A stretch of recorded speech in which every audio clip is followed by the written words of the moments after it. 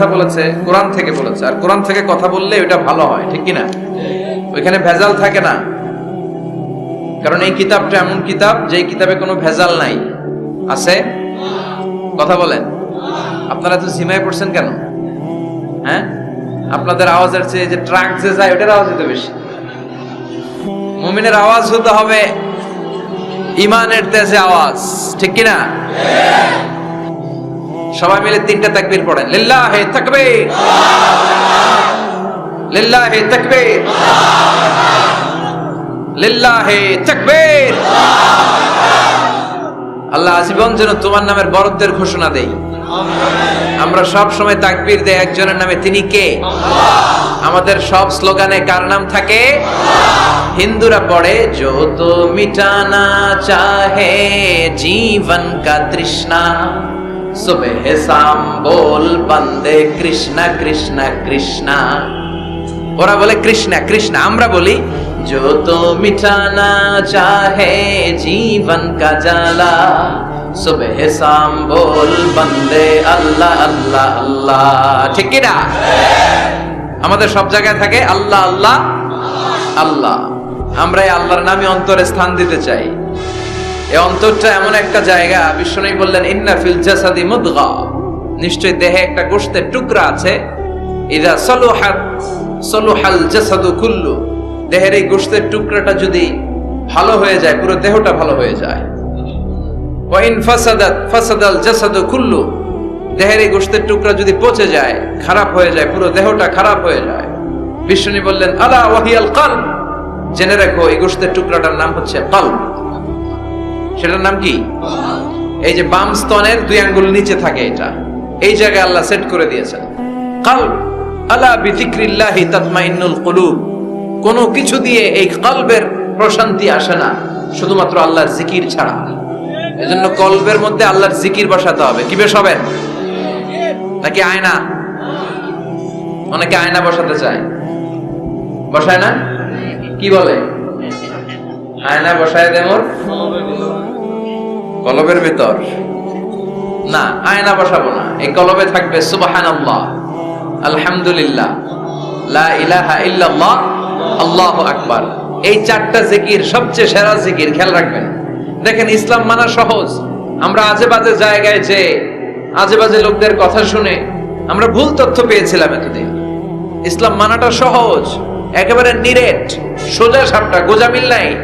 আল্লাহর কথা আর আল্লাহ রাসূলের কথায় কোনো গোজামিল থাকে না। সুবহানাল্লাহ, আলহামদুলিল্লাহ, লা ইলাহা ইল্লাল্লাহ, আল্লাহু আকবার। পড়েন সুবহানাল্লাহ, আলহামদুলিল্লাহ, লা ইলাহা ইল্লাল্লাহ, আল্লাহু আকবার।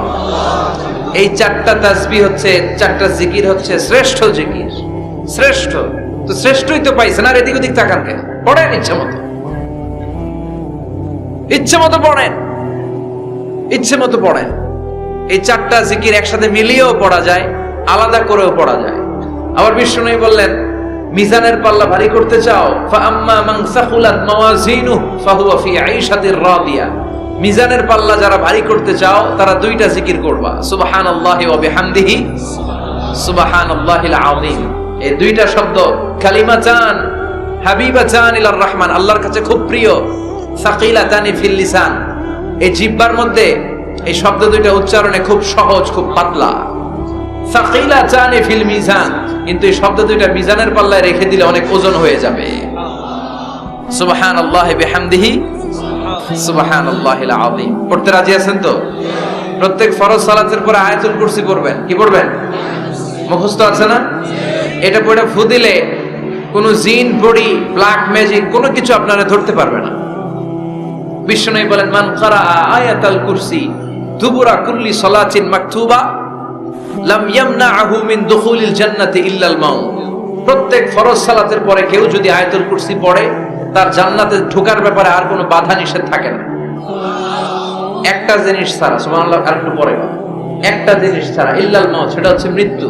লোকটা মরে না তাই জান্নাতে যায় না, মরলেই জান্নাতে। এবার সুবহানাল্লাহ। তাহলে প্রত্যেক ফরজ সালাতের পরে আয়াতুল কুরসি দরকার আছে না নাই? প্রত্যেক ফরজ সালাতের পরে সালাম ফিরিয়ে আওয়াজ করে পড়বেন আল্লাহু আকবার। 3 বার পড়বেন আস্তাগফিরুল্লাহ, আস্তাগফিরুল্লাহ, আস্তাগফিরুল্লাহ। সুবহানাল্লাহ 33 বার, আলহামদুলিল্লাহ 33 বার, আল্লাহু আকবার 34 বার, অথবা শেষে 3টা 33 বার পড়ে মিলাবেন লা ইলাহা ইল্লাল্লাহ ওয়াহদা লা শারীকা লাহুল মুলকু ওয়া লাহুল হামদু ওয়া হুয়া আলা কুল্লি শাইইন কাদির। আরেক বর্ণনায় একটু বাড়ানো হয়েছে ইউহয়ী ওয়া ইউমীত ওয়া হুয়া আলা কুল্লি শাইইন। এগুলো পড়ে না, কোত্থেকে কি হাবিজাবি পড়ে ঈমান নষ্ট করে। এজন্য মুমিন হবে, মুমিন they work smart, they don't work hard. মুমিন স্মার্টলি কাজ করে, মুমিন কষ্ট করে কাজ করে না। সুবহানাল্লাহ কইবেন না? মুমিন সুযোগ খোঁজে, মুমিন কাজ করে smartly. They don't work hard, they work smart, they work smart. তারা স্মার্টলি কাজ করে। আপনারা জানেন কাবা ঘরের 4টা কর্নার আছে। একটা কর্নারের নাম হচ্ছে রুকনুল হাজারিল আসওয়াদ, এটার নাম হচ্ছে ব্ল্যাক স্টোন কর্নার, যেখানে হাজরা আসওয়াদের পাথর আছে। এই পাথরটাতে চুমু দিলে জীবনের গুনাহ সব মাফ করে দেয় কে? এটা জান্নাতি পাথর। কিয়ামতের দিন এই পাথরকে আল্লাহ একটা জিহ্বা দিবে, ঠোঁট দিবে, 2টা চোখ দিবে, আর কিয়ামতের দিন আল্লাহর সামনে দাঁড়িয়ে এসে সাক্ষ্য দিবে যে আল্লাহ তোমার এই বান্দা আমারে চুমু দিয়েছিল, এ দিয়েছিল, এ দিয়েছিল, এদের সবাইকে মাফ করে দাও। তো হাজরা আসওয়াদের কর্নার আর কাবা ঘরের যে স্বর্ণ দিয়ে খচিত দরজা, এই হাজরা আসওয়াদের কর্নার আর দরজার মাঝখানে ছোট্ট একটু জায়গা, এটারে আরবিতে বলে মুলতাসাম। আমার সাথে সাথে পড়েন, এটারে আরবিতে কি বলে? ইলতাজামা ইয়ালতাজিমু ইলতিজামান। মুলতাজিম, মুলতাজাম মানে হচ্ছে যেটার সাথে লেগে থাকা হয় সব সময়। সাহাবারা এই জায়গাটার সাথে লেগে থাকতেন, পেট লাগিয়ে, গাল লাগিয়ে, চোখ লাগিয়ে, মুখ লাগিয়ে কাঁদতেন আর দোয়া করতেন। আর এই জায়গায় পেট লাগিয়ে, শরীর লাগিয়ে দোয়া করলে ওই দোয়া আল্লাহ ফিরিয়ে দেয় না। কিন্তু ওই জায়গায় দোয়া করার চান্সও এত সহজে পাওয়া যায় না, ধাক্কা ধাক্কি যুদ্ধ করতে হবে আপনাদের। তো এক মাওলানা চান্স পাইছে ওইখানে, অনেক ধাক্কা ধাক্কি করে, খাইয়া দেয়া শক্তি কইরা ধাক্কা ধাক্কি, পাকিস্তানি পাঠানি যেগুলো আছে 8-10টা পাঠান একসাথে দাঁড়ালে ওগুলার জ্বালায় কিছুই করা যায় না। এইভাবে তাকাইতে হয় ওদের দিকে, তাকাইলে তার টুপি পরে যাবে পিছনে, ইয়া উঁচুল। তো মাওলানা অনেক ধাক্কা ধাক্কি করে কোন রকম ওই মুলতাজামে হাত লাগাইতে পারছে। এখন আবার তো আরেক ধাক্কায় ওই যে চলে যাবে, কোনো হিসাব নাই। তো সেইখানে দাঁড়াই আল্লাহর কাছে দোয়া করছে, যেহেতু এই জায়গায় দোয়া করলেই আল্লাহ কবুল করে, এখন কয়টা চাবে আল্লাহর কাছে, সময় তো নাই। সে ওখানে হাত লাগিয়ে দোয়া করতেছে, আল্লাহ একটাই দোয়া, জীবনে যত দোয়া করছিলাম আর করবো সব দোয়া তুমি কবুল করে নিও। যত দোয়া জীবনে করছি আর মরার আগের দিন পর্যন্ত যত দোয়া আমি করব, এই দোয়াগুলো কবুল কইরো, এই একটাই চাওয়া, আর কিছু চাইলাম না তোমার কাছে। তো কিছু বাকি রাখছে? কথা বলেন। The believer, they work smart, they don't work hard. বিশ্বাসীরা স্মার্টলি কাজ করে, ওরা শক্তি খাটিয়ে ঘাম ঝরিয়ে কাজ করে না, ওরা সুযোগ খোঁজে, ওরা ঝোপ বোঝে কোপ মারে, ঠিক কি না? যেখানে সওয়াব বেশি, অল্প কাজে প্রফিট বেশি, লাভ বেশি, ওইটাই না মানুষ করবে, ঠিক কি না? এজন্য যে সহিহ আমলগুলোর কথা বললাম ফরজ সালাতের পরে, আজকে থেকে এগুলো আমরা করব, মনে থাকবে ইনশাআল্লাহ। পড়েন আর জোরে পড়েন ইনশাআল্লাহ। যে বইটা থেকে আমরা কয়েক মিনিট শোনার জন্য আজকে বসেছি, বইটার নাম সবাই বলেন। এই কোরআনে কোনো ভুল নাই, কোনো সন্দেহ নাই। This is the book, the most authentic and original book in the world, whereof there is no doubt in it and a guidance to those who are muttaqin. আল্লাহ বললেন যালিকাল কিতাব লা রাইবা ফিহি হুদাল লিল মুত্তাকিন। এমন বই যেটাতে সন্দেহের অবকাশ নেই, মুত্তাকিনদের জন্য গাইডলাইন। আবার রব্বুল আলামিন বলেন কিতাবুন আনজালনাহু ইলাইকা লিতুখরিজান নাসা মিনাল যুলুমাতি ইলান নূর। ও Muhammad, I've revealed this holy and sacred book unto you in order to lead the mankind out of darkness into the light. ও নবী, অনেকগুলো অন্ধকার থেকে একটা আলোর মশালের দিকে নিয়ে যাওয়ার জন্য আমি কোরআন নাজিল করেছি। বামপন্থীদেরকে ডানপন্থী বানানোর জন্য আমি কোরআন নাজিল করেছি। জাহান্নামীগুলারে জান্নাতি বানাতে আমি কোরআন নাজিল করেছি। সুবহানাল্লাহ পড়েন। ওই কোরআন থেকে আজকে আমরা কথা শুনবো, পড়েন ইনশাআল্লাহ। আমি আপনাদের খেদমতে আল কোরআন আল কারীমের 30তম পারার 112তম সূরা, খুব ছোট্ট একটি সূরা, সাইজে ছোট্ট হলেও ফজিলতের শেষ নাই, এই সূরার বরকতের শেষ নাই। এই সূরার ইম্পর্টেন্স, সিগনিফিকেন্স, স্ট্যাটাস এগুলো শেষ নাই। অনেক ছোট ছোট জিনিসকে আমরা উপেক্ষা করি, আমরা গুরুত্ব দিতে চাই না, কিন্তু আসলে এটার গুরুত্ব যে কত বেশি আমরা বুঝি না। সূরাতুল ইখলাস হচ্ছে ওই রকম একটি সূরা যেটাকে আমরা গুরুত্ব দেই কম, আসলে অনেক গুরুত্বপূর্ণ। সুবহানাল্লাহ পড়েন।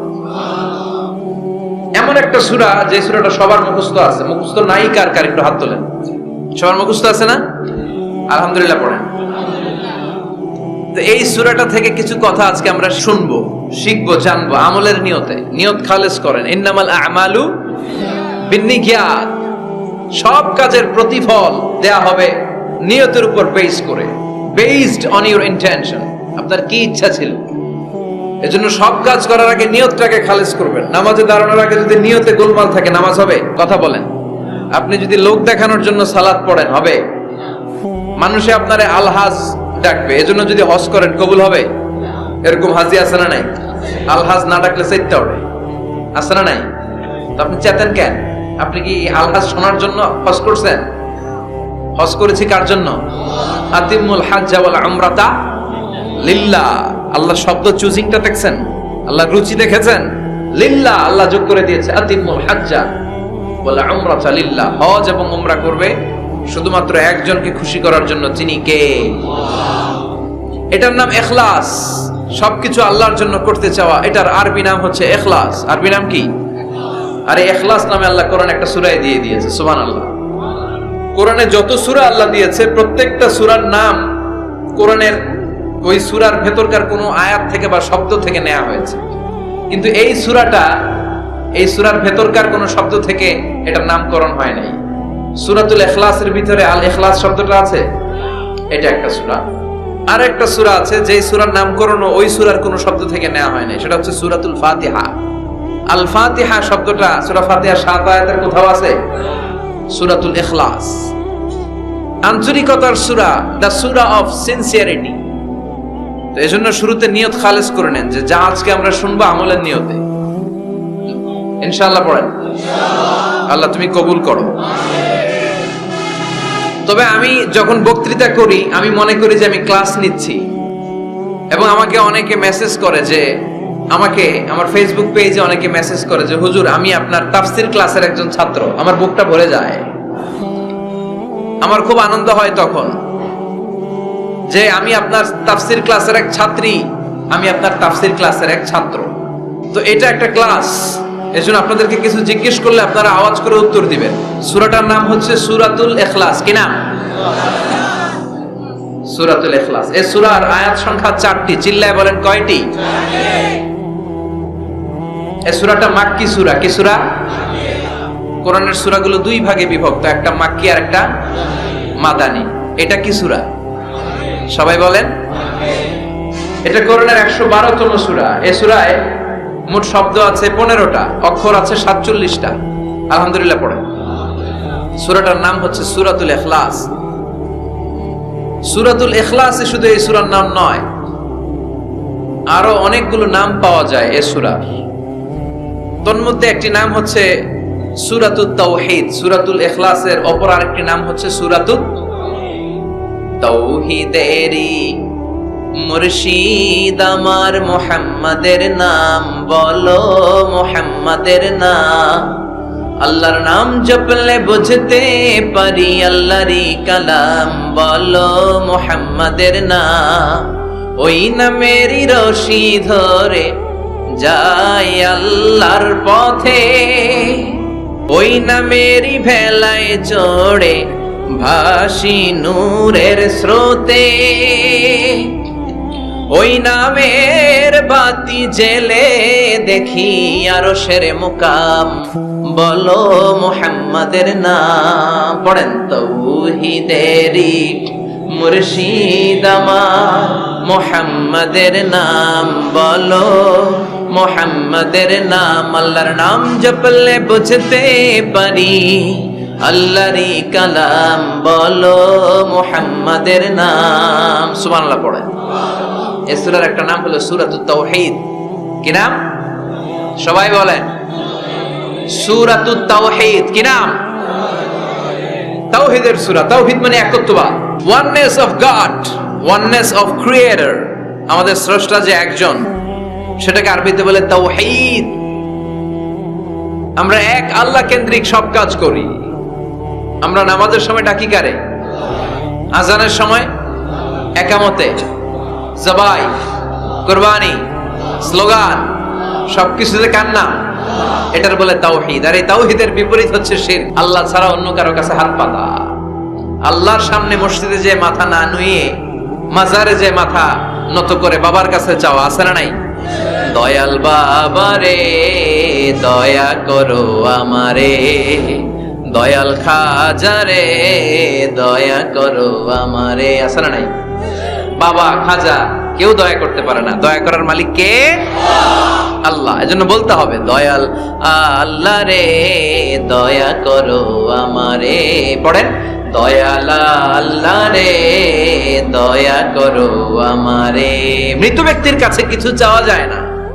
খেয়াল করে শুনবেন, আল মাইয়িতু ফিল কবর কাল গরিকু ফিল বাহর। সাঁতার না জানা ব্যক্তি সাগরে পড়ে গেলে যেমন অসহায়, কবরে চলে গেলে মানুষটা এরকম অসহায়, সে চেয়ে থাকে আপনারা কি পাঠাইবেন, আপনারা তার জন্য কি পাঠান, এটার জন্য সে ওয়েট করে। সে কিছু পাঠাতে পারে না, সে আপনার বিপদ থেকে উদ্ধার করতে পারে না, সে আপনার মনের আশা পূর্ণ করতে পারে না। আপনার মনের আশা পূর্ণ করতে পারে শুধু একটা সত্তা, চিল্লায় বলেন তিনি কে? এটার নাম তাওহীদ। এটার নাম কি? এজন্য খাজা বাবার দরবারেতে কেউ ফিরে না খালি হাতে। এগুলো বলবেন কখনো? কেউ ফিরে না খালি হাতে, খাজারে তোর দরবারেতে, বলে না? এটা কি সত্যি? কত দরবার থেকে কত লোক খালি হাতে ফিরে। দামি ঘড়ি পরে গেছে, ঘড়ি চুরি হয়েছে, খালি হাতে ফিরে। পকেট ভর্তি টাকা নিয়ে গেছিল, টাকা চুরি হয়ে যায়, খালি পকেটে ফিরে, আছে না নাই? এক দরবার থেকে কেউ কোনোদিন খালি হাতে ফিরে না। চিৎকার করে বলেন দরবারটা কার? কেউ ফিরে না খালি হাতে, আল্লাহ রে তোর দরবারেতে। পড়েন, কেউ ফিরে না। মনে থাকবে? এটার নাম তাওহীদ, এটার নাম। আর এর বিপরীত হচ্ছে শিরক। বিপরীত কি? ইন্নাল্লাহা লা ইয়াগফিরু আন ইউশরাকা বিহি ওয়া ইয়াগফিরু মা দুনা যালিকা লিমান ইয়াশা। আল্লাহ বলেন তিনি সব গুনাহ মাফ করে দিতে পারেন, সব গুনাহ তিনি ক্ষমা করে দেন, সব পাপ তিনি মার্জনা করে দেন, শুধুমাত্র শিরকের পাপ ছাড়া। কোন পাপ ছাড়া? মনে থাকবে, শিরক করছেন তো মরছেন, শিরক করেছেন তো মরেছেন। ক্যান্সারের অ্যানসার আছে, শিরকের কোনো অ্যানসার নাই, কারণ আল্লাহ সব মাফ করে, এটার মাফ করে না। ইন্না শিরকা লা যুলমুন আযীম, এটা মহাপাপ, সব পাপের বড় পাপ, সব পাপের বাপ। এটার নাম শিরক। এটার নাম কি? চাবো আল্লাহর কাছে, চাবো, সেজদা দিব আল্লাহর কাছে, সেজদা দেব। আশা আকাঙ্ক্ষা জ্বালা যন্ত্রণা সব দূর করে দিতে পারে একজন। চিৎকার করে বলেন তিনি কে? বিশ্বনবী বলেন হাদিসে কুদসিতে আল্লাহ ফরমান, কিয়ামতের কঠিন ময়দানে পাহাড় পরিমাণ গুনাহ নিয়ে, সাগরের অথই জলরাশি পরিমাণ গুনাহ নিয়ে, ও বান্দা যদি তুমি আমার কাছে হাজির হয়ে যাও, ওই গুনার মধ্যে যদি শিরকের কোনো গুনাহ না থাকে, তাহলে আমি আল্লাহ পাহাড় পরিমাণ, সাগরের জলরাশি পরিমাণ ক্ষমার দয়া নিয়ে তোমার কাছে হাজির হয়ে যাব। লাইন আশরাকতা লায়াহবাতান্না আমালুক ওয়া লা তাকুনান্না মিনাল খাসিরিন। যদি শিরক করো তোমার সব আমল শেষ।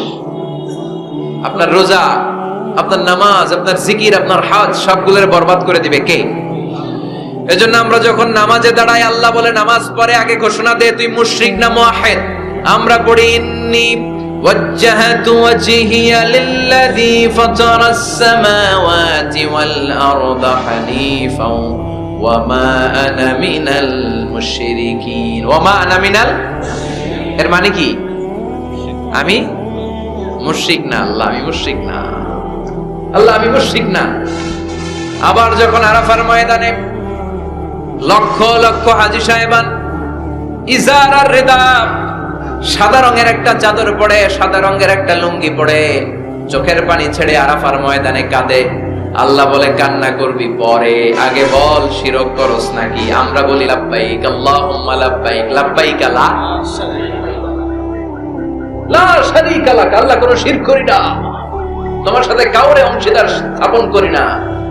তুমি সব রাজার বড় রাজা, মহারাজা, তোমার সাথে কোনো শরীক নাই, তোমার সমকক্ষ মহাবিশ্বে কেউ নাই। এটার নাম তাওহীদ। এটার নাম কি? এজন্য শিরকের সাথে আমাদের কোন ধরনের সম্পর্ক। বিশ্বনবী বললেন শিরক হচ্ছে আখফা মিন দাবিবিন নামাল, পিঁপড়ার গুটি গুটি পায়ের চেয়ে ভয়ঙ্কর। পিঁপড়া যেমনি গুটি গুটি পায়ে হেঁটে হেঁটে মিষ্টির দোকানে ঢুকে যায়, যেখানে মিষ্টি রেখেছেন, মিষ্টি জাতীয় খাবার রেখেছেন, ওই পাতিলের ভেতরে লুকিয়ে লুকিয়ে গুটি গুটি পায়ে যেমনি পিঁপড়া ঢুকে যায়, তেমনি শিরক করলে শির গুটি গুটি পায়ে আপনার দেহের ভেতরে ঢুকে আপনার ঈমানকে বরবাদ করে সারখার করে দিবে, শেষ হয়ে যাবে আপনার ঈমান। এজন্য শিরকের সাথে আমাদের কোনো সম্পর্ক আছে? শিরকের সাথে যে সম্পর্ক নাই, তাওহীদে যে আমাদেরকে বিশ্বাসী হতে হবে, সেই লক্ষ্যে আল্লাহ তাআলা এই সূরার আরেকটা নাম দিলেন, সেটা হচ্ছে সূরাতুত তাওহীদ। সেটার নাম কি? তাহলে সূরাতুল ইখলাসে শুধু সূরাতুল ইখলাসের নাম নয়, এটার আরেকটা নাম কি মনে থাকবে সবার? এই সূরার আরেকটা নাম হচ্ছে সূরাতুল মা'রিফা। সূরাতুল, কথা বলেন, জোরে বলেন। আপনাদের সীমানি ধরছে? 2-4 জনই কয়, বাকিরা কয় না। বাকিরা কয় না, ক্লাস করুন না, আপনি পড়ায় যান। আছে না নাই? এই সূরার নাম সূরাতুল মা'রিফা। চিল্লায় বলেন কি নাম? এইভাবে উত্তর করতে হবে, মা'রিফা। মা'রিফা মানে জানা বা চিনা। মা'রিফা মানে কি? জানা বা চিনা। এই সূরা পড়লে আল্লাহরে জানা যায়, এই সূরা তেলাওয়াত করলে আল্লাহরে চিনা যায়। তাহলে যারা আল্লাহরে চিনে বেশি, আল্লাহরে জানে বেশি, আল্লাহরে মানে বেশি, তারাই মারেফতের লোক। কথা কন? কিন্তু আমগো বাংলাদেশে এটার নাম দিয়েছে মারেফত। মারিফা এটার নাম দিয়েছে কি? মারে, আসলে মাইরের পথ, ঠিক কি না? ইসলামের সৌন্দর্য, the beauty of Islam, that distorted the beauty of Islam, ইসলামের সৌন্দর্যকে তারা নষ্ট করেছে। এরকম আছে না? নামাজ পড়ে না, রোজা রাখে না, পর্দা করে না, চুলের মধ্যে জট পাকিয়ে রাখে, লাল শালু পরে ঘুরে বেড়ায়, আর বলে কলব পরিষ্কার তো সব পরিষ্কার। এরকম ডাকাইত আছে না নাই? দোদেল বান্দা কালমা চোরে, না পায় শ্মশান না পায় ঘর, দিন থাকিতে আয়রে পথে ছাইড়া দে ভণ্ডামি, ভণ্ডামি ভণ্ডামি ভণ্ডামি, ছাইড়া দে ভণ্ডামি। এগুলো হলো ভণ্ডামি। কথা বলেন। নামাজ কালাম পড়ে না, ইবলিস শয়তানের নানা, কালাকুচু হয় না এগুলা। নামাজ নাই, তোর সাথে আমার কথা নাই, ঠিক কিনা? ও মারেফত শিখায় আমাদের। কি শিখায়? মারেফত। আমরা যে কত মারেফত আগে শিখে রাখছি ওইটা জানে না। যারা ইখলাসের সাথে আল্লাহর উপর তাওয়াক্কুল করে, ওরা হচ্ছে আহলুল মারেফা। চিল্লায় বলো ঠিক কিনা? নামাজ রোজা করে না, ইবলিস শয়তানের নানা, ধর্মের একখান খুঁটি ধইরা কয়দিন করবা হয়রানি, ভণ্ডামি ভণ্ডামি ভণ্ডামি, ছাইড়া দে ভণ্ডামি। এরকম ভণ্ড আছে না নাই? এদের সাথে ইসলামের কোন সম্পর্ক? এই সূরার নাম সূরাতুল মা'রিফা। এই সূরা পড়লে আল্লাহরে জানা যায়, আল্লাহরে চেনা যায়, ঠিক কিনা? তাহলে শিখলেন এই সূরার একটা নাম সূরাতুত তাওহীদ, আরেক নাম সূরাতুল মা'রিফা। এই সূরার আরেকটা নাম সূরাতুস সামাদ। সূরাতুস, কেননা এই সূরার ভিতরে সামাদ শব্দটা আছে না নাই? সামাদ কার নাম? কথা বলেন। আল্লাহর নাম। সামাদ মানে হচ্ছে অমুখাপেক্ষী, যিনি কারো কাছে চায় না, সবাই তার কাছে চায়। তিনি কে? তিনি আল্লাহ। এটার নাম সূরাতুস সামাদ। সামাদ মানে অমুখাপেক্ষী। সামাদের বিপরীত শব্দ হচ্ছে সানাম। সামাদের বিপরীত কি? সানাম মানে মূর্তি।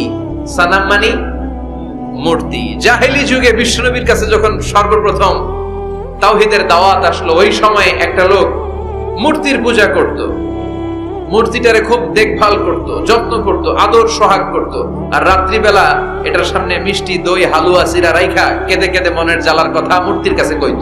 সে ভাবতো এটাই আমার বড় খোদা। সে কি ভাবতো? এটাই আমার, এটারে বললেই এটাই আমার বিপদ থেকে মুক্তি দিবে, আমাকে পরিত্রাণ দিবে, আমাকে সেভ করবে এটা।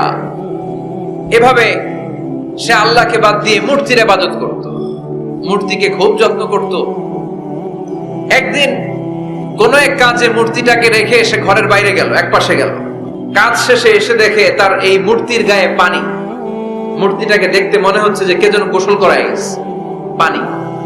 তো সে ভাবলো যেহেতু আমার খোদার গায়ে পানি, এটা নিশ্চয়ই ভালো পানি হবে। He thought it is the water of mercy and blessings. সে ভাবলো it could be the water of rahma. এটা মনে হয় রহমতের পানি হবে, যেহেতু খোদার গায়ে পানি। তো রহমতের গায়ে পানি শুকিয়ে যাওয়ার আগে খেয়ে ফেলি, তাহলে সব রহমত ঢুকবে কই? পেটে। When he thought it is the water of rahma, water of mercy and blessings, he started to suck it with his tongue. সে জিহ্বা দিয়ে চাটতে শুরু করছে, চেটে চেটে সব রহমত নিয়ে নিচ্ছে পেটে। When he started to suck it, he found the taste is little bit bitter. The taste is weird. জিহ্বা দিয়ে যখন চাটতে শুরু করছে, তখন সে পেল যে এটার স্বাদটা কেমন যেন কটা কটা লাগে, লবণাক্ত, একটু টক টক, হাসবুলার মতো লাগে। কিসের মতো? কিরে এরকম লাগে কেন? If it is the water of mercy, it should be sweeter. এটা যদি রহমতের পানি হয়, এটা সুইট হবে, মিষ্টি হবে। এটা টক লাগে কেন, কটা লাগে কেন, ঘটনা কি? খুঁজতে লাগলো ডানে বায়ে, খুঁজতে খুঁজতে দেখে ঘরের পাশে দুইটা খ্যাকশিয়া। অনেকে এই বর্ণনাটা দিতে যে কুকুরের কথা বলে, কিন্তু হাদিসে এসেছে খ্যাকশিয়া, সালাবান, দুইটা খ্যাকশিয়া। দেখতো যে একটা খ্যাকশিয়াল এখনো পা উঁচু করে রাখছে, মাঝখান থেকে রহমতের পানি এখনো কিছু পড়ছে, just dropping the water of রাহমা, এখনো পড়তেছে টপ টপ। বোঝা যায় না? বোঝা যায়। টনক নড়েছে তার ঘুমন্ত বিবেক এবার জেগেছে।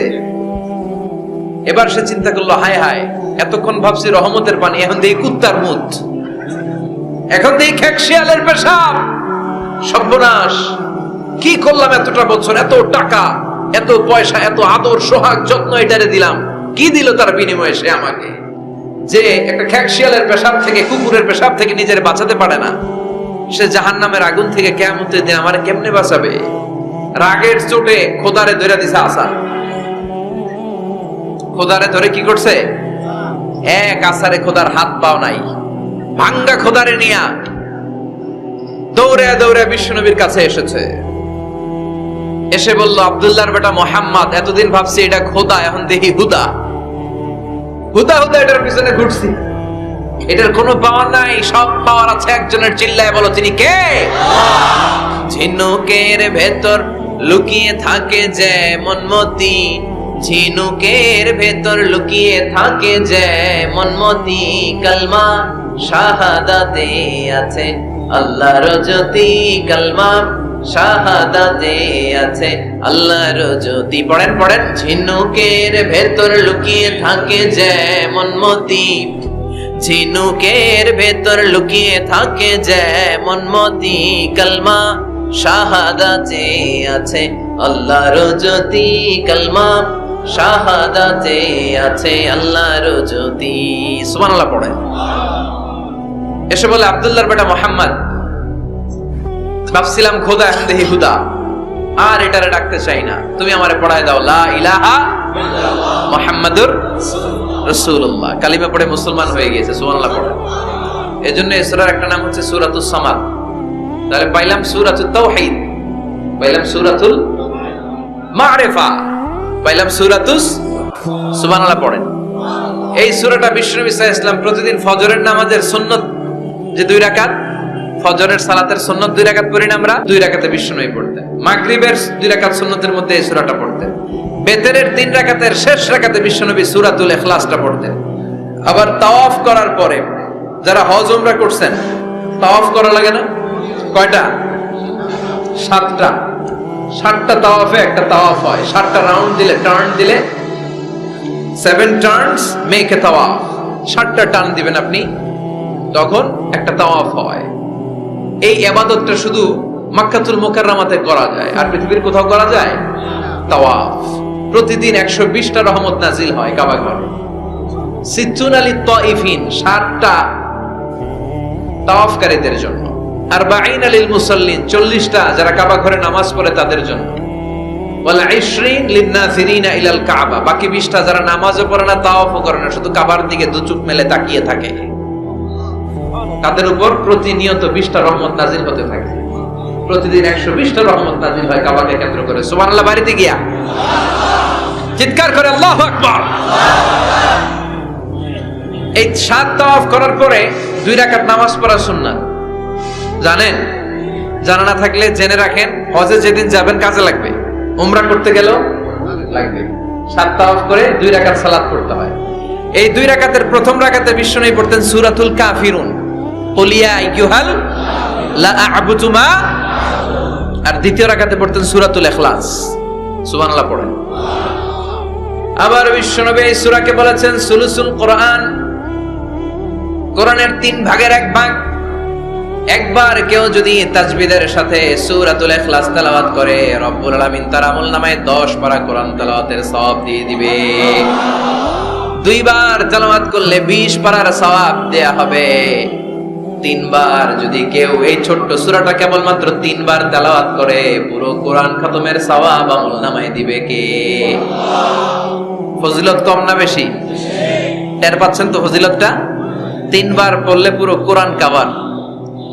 কোন কোন মুহাদ্দিসিন বলেছেন না, বিশ্বনবী সুলুসুল কোরআন দ্বারা 1/3 অফ দ্য বুক দ্বারা এটা বুঝায় নাই। বিশ্বনবী বুঝিয়েছেন পুরো কোরআনটাকে যদি প্রেসাইজ করা হয়, কনসাইজ করা হয়, যে হুজুর পুরো কোরআনের সব কথাগুলো আপনি প্রেসাইজ করে 3 শব্দে আমারে বলেন যে পুরো কোরআনে আল্লাহ কি বলেছেন, তাহলে আমি বলবো কোরআনে আল্লাহ আপনাকে বলেছে তাওহীদের কথা, বলেছে রিসালাতের কথা, আর বলেছে আখিরাতের কথা।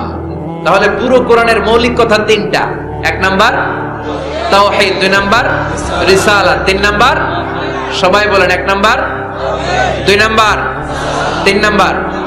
যেহেতু এই সূরাটা তাওহীদ নিয়ে কথা বলে, যেহেতু এই সূরাটা তাওহীদের রূপরেখা অঙ্কন করেছে, সেহেতু কেউ যদি এই সূরাটা পড়ে কেমন যেন সে কোরআনের 3 ভাগের 1 ভাগ তেলাওয়াত করে ফেললো। কোন সুবহানাল্লাহ। এজন্য এটাকে বিশ্বনবী বলেছেন সুলুসুল কোরআন, 1/3 অফ দ্য বুক। হয় একবার পড়লে 10 পারা, 2 বার 20 পারা, 3 বারে পুরো খতম, না হয় অন্তত তাওহীদের সব বিষয়গুলো আপনার অন্তরের মধ্যে ঢুকে যাবে। চিল্লায় কোন আল্লাহু আকবার।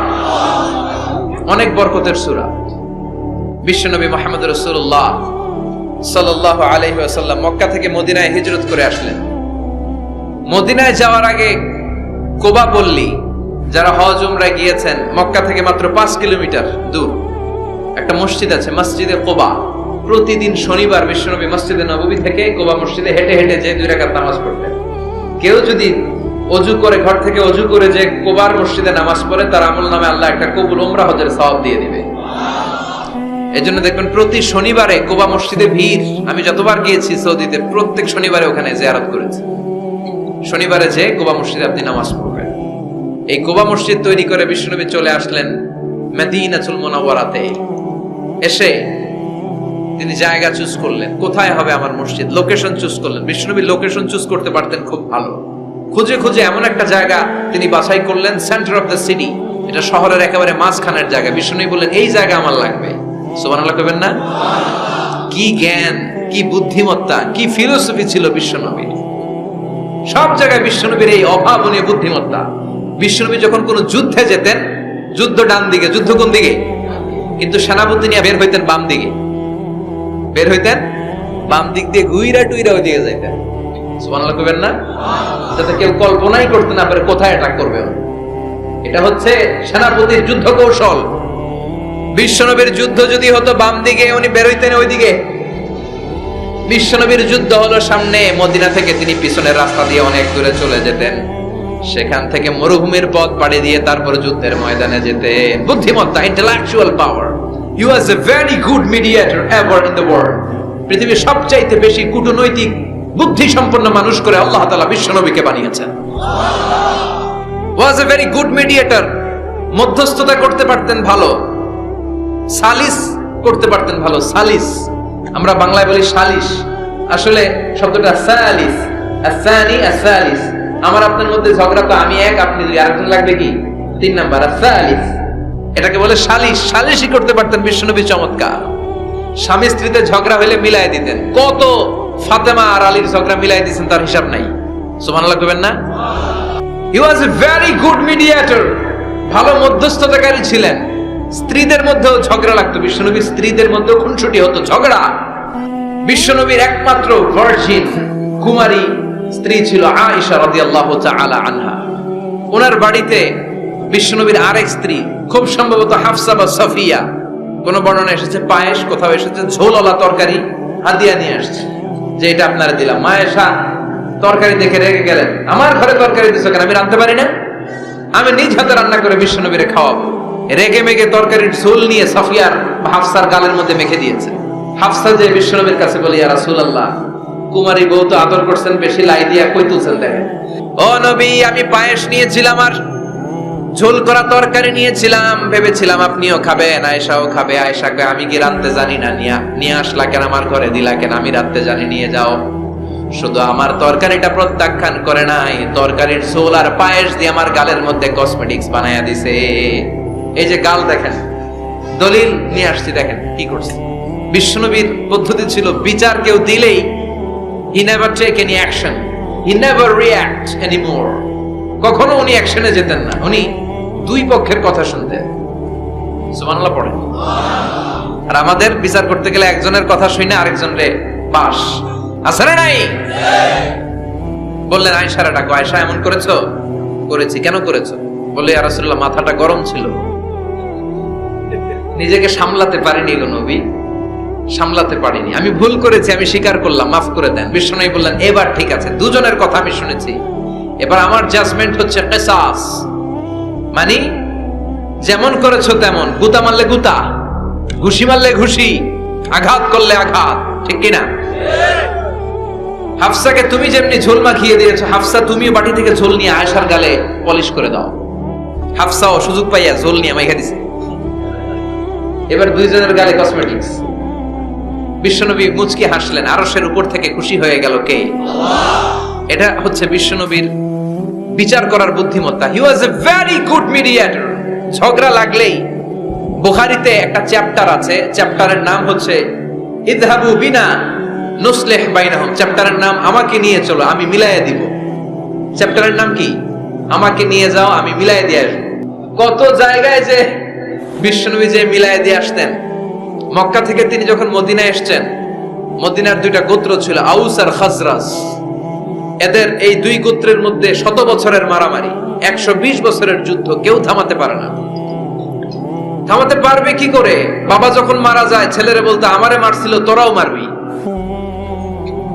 কেউ যখন ইন্তেকাল করে ওসিয়ত করে যেত, আমারে কোপাইছে, তোরাও কোপাবি, কোপায়া সাইজ করে ফেলবি। তো সবাই সবার রাগ আর ছাল মেটানোর জন্য এরকম ছেলে মেয়েদেরকে ওসিয়ত করে যেত যে এই যুদ্ধ যেন বন্ধ না হয়, আমার প্রতিশোধ তুই নিবি বাবা। এরকম ডাকাইত কিছু লোক আছে না নাই? দাও দাও করে আগুন শুধু জ্বালাতে চায়। 120 বছরের যুদ্ধ কেউ থামাতে পারে না। বিশ্বনবী মক্কা থেকে মদিনায় হিজরত করলেন। মদিনায় যে উভয় পক্ষরে নিয়ে বসলেন, উভয় পক্ষের সব কথা শুনলেন। এরপরে কথা শোনার পরে মাত্র 7 দিনের ব্যবধানে বিশ্বনবী 120 বছরের যুদ্ধ মিটায় দিলেন। এতদিন পর্যন্ত নিয়ম ছিল আউসের কেউ খাজরাজের কোনো মেয়ে বিয়ে করে না, খাজরাজের কোনো ছেলে আউস থেকে মেয়ে নেয় না। ওদের আনন্দ ওদের মতো, এদের আনন্দ এদের মতো। এই মিলিয়ে দেওয়ার পর থেকে আউস আর খাজরাজের মধ্যে বিয়ে করানোর ধুম পড়ে গেল। এরা কুরবানির গোশত নিয়ে আউসের এরা খাজরাজের বাড়িতে দিয়ে আসে, খাজরাজের এরা আবার ওট জবাই করলে বড় রান দিয়ে আসে আউসের কাছে। সুবহানাল্লাহ পড়ে। বিশ্বনবী ছিলেন গুড মিডিয়েটর। তিনি মদিনায় লোকেশন খুঁজতেছেন, কোথায় হবে আমার মসজিদ নববী, যেটা হবে আমার ক্যান্টনমেন্ট, যেটা হবে আমার গণভবন, যেটা হবে আমার বাসভবন, যেখান থেকে আমি মিলিটারি সোলজার পাঠাবো অ্যাটাক করার জন্য, যেখানে হবে আমার জেলখানা, যেখানে হবে আল্লাহর কাছে সেজদা দেয়া, জিকির করার জায়গা। চিল্লা এখন ঠিক কিনা? এখন মসজিদগুলোরে আমরা মনে করছি শুধু ইবাদতের জায়গা। এই মসজিদ কেন্দ্রিক সব হতে হবে। আপনি গোটা বিশ্বে দেখেন, বাংলাদেশের ছোট্ট একটা চিপার মধ্যে একটা মসজিদ দাঁড় করা হয়েছে। মসজিদ হবে অনেক বড় এরিয়া নিয়ে, পার্কিং লট থাকবে বড় বড়।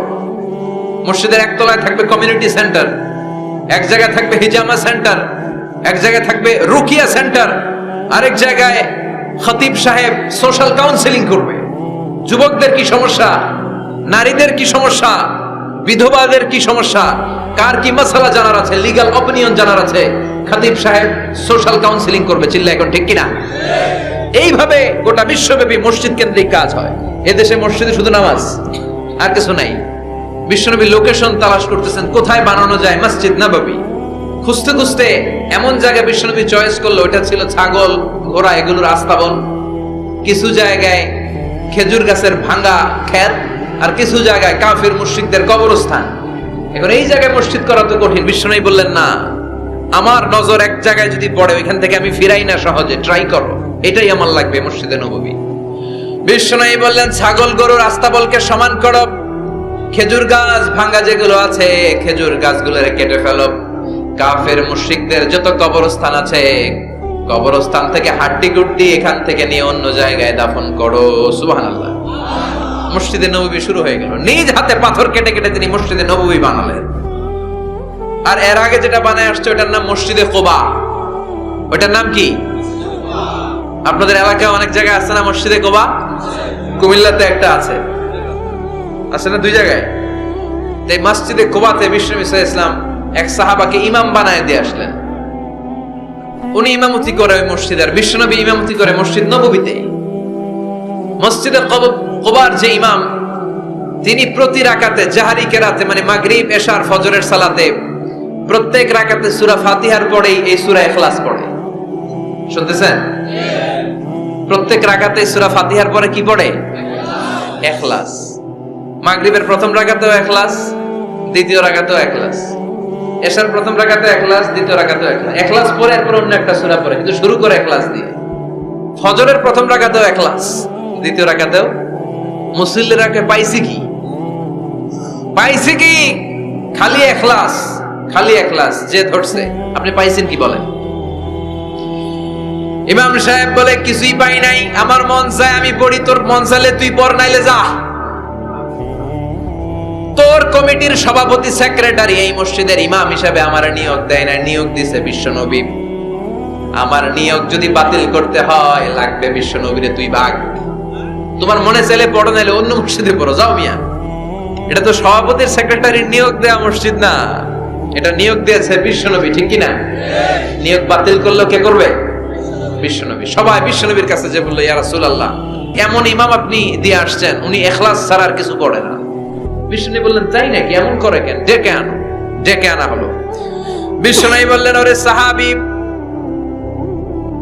ঘটনা কি হাসা? কয় হাসা।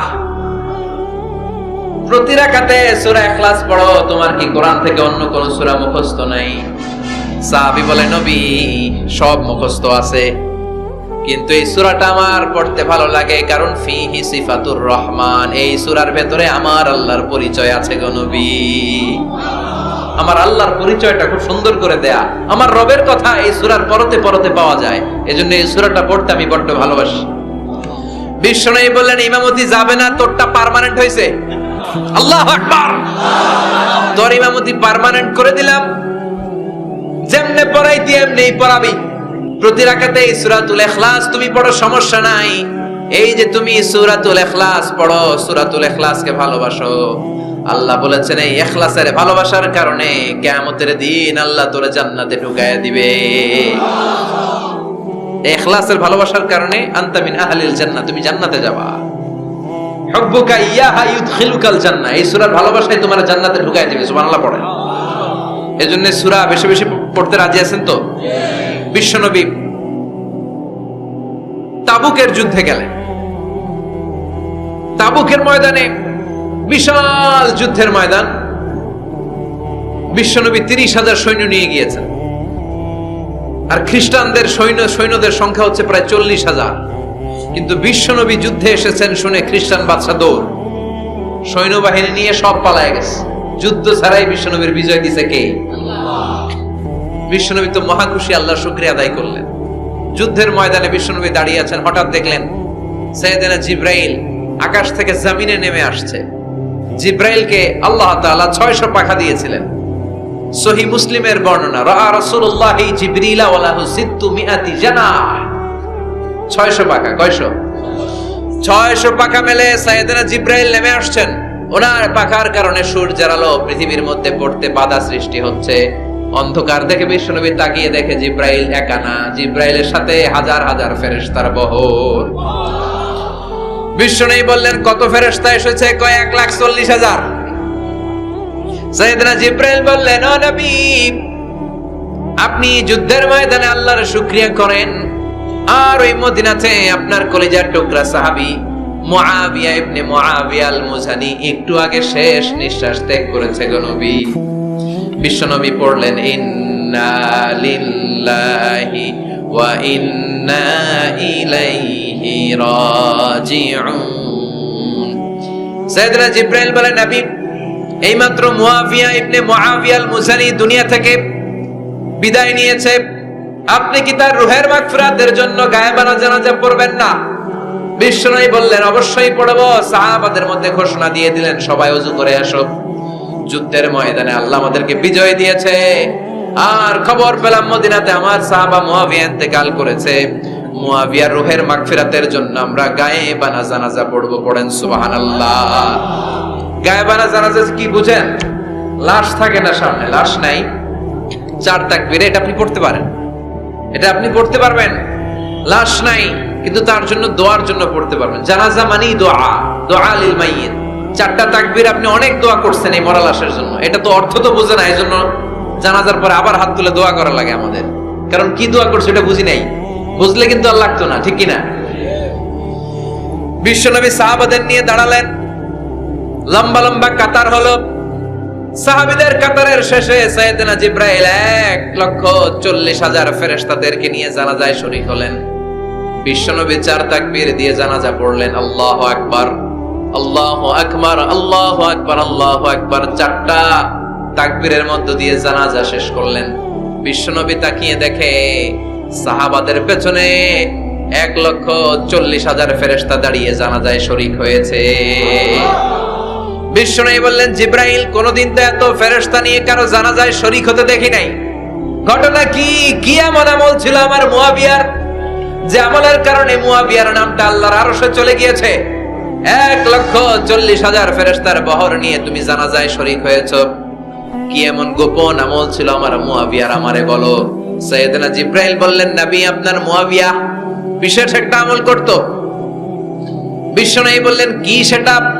সাইয়েদনা জিবরাইল বলে, আপনার এই সাহাবী কাইমান আও কাঈদান, জালিসান আও মাশিয়ান, উঠতে বসতে চলতে ফিরতে সব সময় আপনার এই সাহাবী পড়তে থাকতো, কুল হুয়াল্লাহু আহাদ, আল্লাহুস সামাদ, লাম ইয়ালিদ ওয়া লাম ইউলাদ ওয়া লাম ইয়াকুল লাহু কুফুয়ান আহাদ। পড়েন সুবহানাল্লাহ। উঠতে বসতে চলতে ফিরতে সব সময় এই সাহাবীর একটা অভ্যাস ছিল, উনি কুল হুয়াল্লাহু আহাদের উপর আমল করত। বেশি বেশি সূরাতুল ইখলাস পড়তো। পড়তে রাজি আছেন? আজ থেকে বেশি বেশি সূরাতুল ইখলাসের উপর আমল বাড়ানোর দরকার আছে না নাই? বিশ্বনবী প্রতিদিন সকালবেলা, সন্ধ্যাবেলা, ওয়া ইনদামা ইয়াযহাব ইলা ফিরাশি, আর রাতে যখন বেডে ঘুমাতে যেতেন, হাত দুইটা এরকম করতেন, করে তিনি সূরাতুল ইখলাস পড়তেন, সূরাতুল ফালাক পড়তেন, সূরাতুন নাস পড়তেন। এই 3টা সূরা পড়তেন। এই 3টা সূরাকে একসাথে বলে 3 কুল। কি বলে? কুল আস-সালাসা, কারণ এই 3টা সূরার শুরুতে কুল আছে না নাই? 3 কুল পড়ে বিশ্বনবী হাতের মধ্যে ফু দিতেন। ফু দিয়ে মাথা থেকে শুরু করে মুছতে মুছতে মুছতে মুছতে পা পর্যন্ত মুছতেন, হাত মুছতেন, সারা দেহের যতটুকু সম্ভব বিশ্বনবী সারা দেহের মধ্যে এই 3 কুল পড়া হাত দুইটা দিয়ে সারা দেহের মধ্যে বিশ্বনবী হাত বুলিয়ে দিতেন, মেসেজ করে দিতেন, সুবহানাল্লাহ। সকালে, সন্ধ্যায়, আর রাতের বেলা বিছানায় গেলে। এটা protection from all the bad আইস। যত হিংসুক চক্ষু আছে, যত ভূত প্রেতনি আর শয়তানের অনিষ্ট আছে, সব থেকে আপনাকে রক্ষা করবে কে? আল্লাহ। এজন্য প্রতিদিন এগুলো পড়বেন। কি কি পড়বেন? এরকম হাত দুইটা মিলায়া সূরা ইখলাস, সূরা ফালাক, সূরা নাস, 3টার বলে একসাথে 3 কুল। কি বলে? আজকে থেকে এটার আমল করা যাবে। মা আয়েশা যখন অসুস্থ হতেন, বিশ্বনবীর কাছে যে বললেই বিশ্বনবী বলতেন, আয়েশা, হাত দুইটার একসাথে করো, সূরা ফালাক পড়ো, ইখলাস পড়ো, নাস পড়ো, ফুদাও, আর সারা দেহে মেসেজ করো। সুবহানাল্লাহ পড়েন। বিশ্বনবী একবার সেজদায় আছেন। কিসে আছেন? চিল্লায় কোন? সেজদা অবস্থায় লাদাগাতহু আকরাব, একটা বিচ্ছু পোকা এসে বিশ্বনবীর হাতের মধ্যে কামড় দিয়েছে। বিচ্ছু কামড় দিলে খুব আরাম লাগে না? হ্যাঁ, বিষাক্ত, পয়জনাস, ভেনামাস। বিশ্বনবী ব্যথা পাচ্ছেন, প্রচন্ড ব্যথায় বিশ্বনবী অস্থির। বিশ্বনবী বললেন, লাআনাতুল্লাহি আলাল আকরাব, এই বিচ্ছুর উপর আল্লাহর লানত। এটা মুসল্লিও চিনে না, নবীও চিনে না, কোন জায়গায় কামড় দিতে হবে এটাও জানে না। কিন্তু কামড় দিয়েছে, ব্যথায় কাতরাচ্ছে। বিশ্বনবী বললেন লবণের পানি গরম দাও, আঙ্গুলের উপরে ঢালো। লবণের পানি গরম দিয়ে আঙ্গুলের উপরে ঢালতে শুরু করে দিল। বিশ্বনবী পড়তে আরম্ভ করলো কুল হুয়াল্লাহু আহাদ আল্লাহু